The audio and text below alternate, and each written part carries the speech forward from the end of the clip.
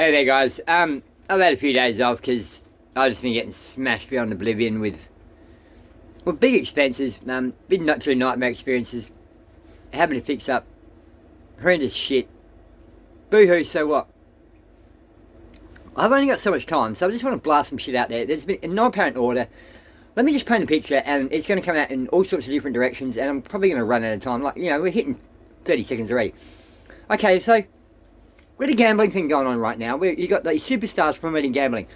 Look, I mean, I'm sorry. Let's just take it back to I had a chronic gambling problem for a long, long time. It's well documented in a book that I wrote.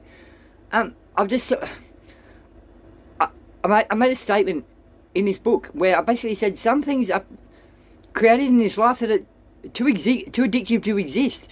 Let me take that a step further. So you got these guys that are like certain figures. I'm not going to point anyone directly, but they're promoting this shit. So, you know, just like heroin, for instance, it's too addictive to exist. Fentanyl, it's too addictive to exist, but it does exist. And so what are you going to do? Spend most of your life trying to avoid it. So you got, okay, so many issues going on. You got sporting figures that are promoting toxic shit, and then it's being promoted to youngsters. That really, whoa. Okay, move on past there. Let's look at a scenario where you've got a certain guy that went up against the you know, he was a lobbyist against the fuel crisis. And I'm not going to say who he is. He knows who he is. But you know, here's the insanity. And correct me if I'm wrong, but this guy, in the lead up to his videos, oh yeah, it just happens that he's sponsored by a betting company. Oh my god, you know.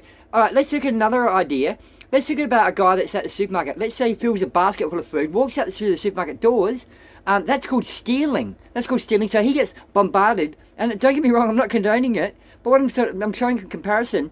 Let's look at maybe some guys that are controlling a country.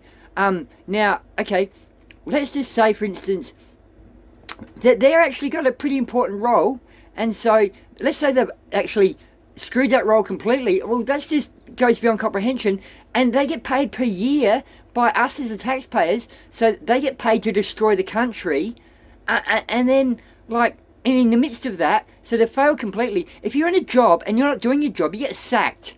And then let's say, for instance, you go to war and commit, there's no correlation, I'm just putting, you know, ideas. Let's say you go to war and commit crimes that go outside what's allowed under certain, you know, let's not go there, but you go to war and commit crimes that go outside of what's allowed under the UN, and that's called then war crimes, and I'm not making any correlation, but let's just, you know, that goes to a whole other level. What about if you're thieving from a country, and you're getting paid to thieve from a country, and then you go to steal or panic buy from another country,